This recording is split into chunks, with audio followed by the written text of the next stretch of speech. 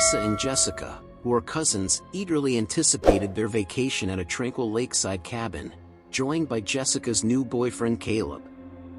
However, their much-anticipated getaway quickly descended into a nightmare beyond their wildest imagination. Without warning, Jessica, seemingly possessed by an inexplicable force, committed unspeakable acts of violence, scalping Theresa and decapitating Caleb.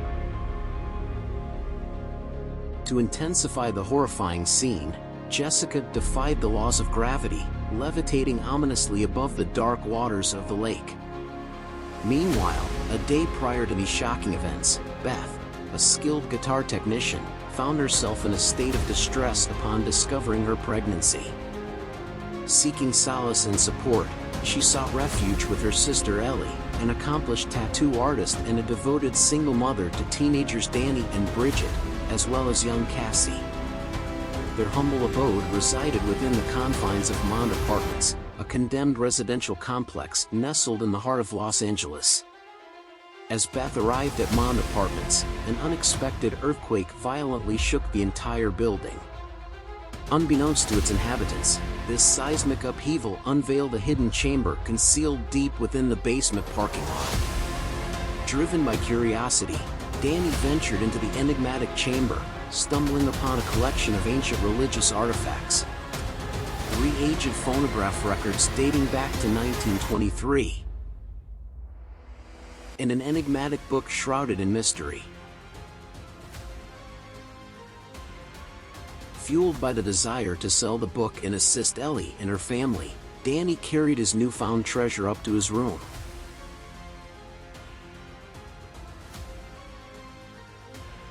When the first phonograph record was played, its haunting contents revealed the futile endeavors of a priest attempting to comprehend the enigmatic book, which was unveiled as one of the 3 volumes of the Naturum de Montu. The subsequent record unveiled the priest's clandestine persistence in pursuing his research, ultimately leading him to recite an incantation that inadvertently summoned malevolent entities known as Deadites. Amidst this unfolding horror, the building was plunged into darkness as the power abruptly failed, leaving Ellie isolated and vulnerable to the encroaching malevolence. Succumbing to an unseen force, she became possessed, transforming into a threat to her own family. Tragically, Ellie met her demise after pleading with Beth to protect her beloved children.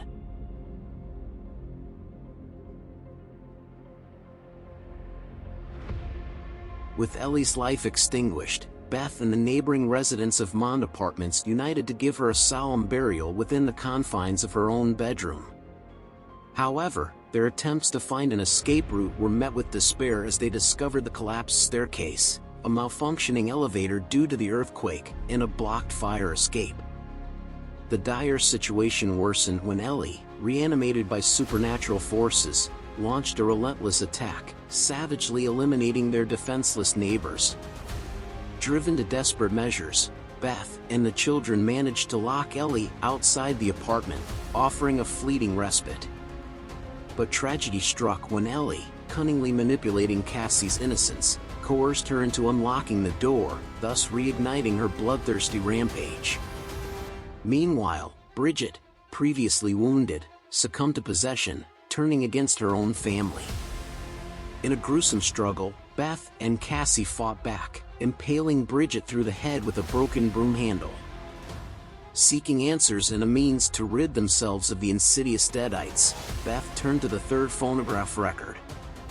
However, her hopes were shattered as she discovered the priest's failed attempts at exorcism, resulting in the possession of his allies. It became clear that the only way to halt the Deadites was through the complete annihilation of their hosts. In a devastating turn of events, Bridget reanimated once more, fatally stabbing Danny, who valiantly fought back by setting her ablaze before succumbing to his injuries. Simultaneously, Ellie infiltrated the apartment through the ventilation system.